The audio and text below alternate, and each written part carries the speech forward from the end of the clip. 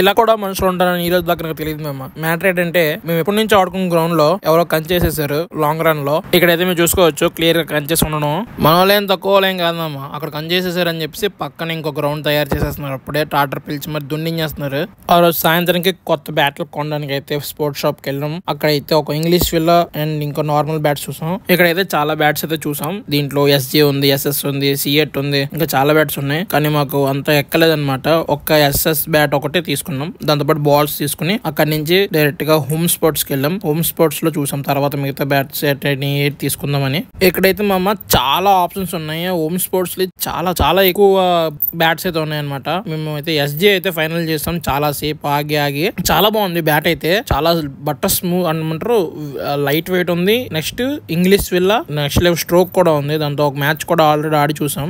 Bat cost గురించి అయితే మనం ఆడుకుందాం. SS వచ్చేసి 2500 పడింది. SG వచ్చేసి 7000 రూపీస్ పడింది, ఎందుకంటే అది ఇంగ్లీష్ విల్లా కాబట్టి. తర్వాత బాల్స్ వచ్చి 500 రూపీస్ పడింది. మొత్తం కలిపి ఒక 10,000 రూపీస్ బిల్ అయింది ఈ రోజు. అదనమాట ఈ వీడియోకి. ఎవరికైనా ఫుల్ వీడియో కావాలి మ్యాచ్ అంటే కామెంట్ సెక్షన్ లో ఫుల్ వీడియో అని కామెంట్ చేయండి. ఫుల్ వీడియో అయితే పెడదాం. బాయ్.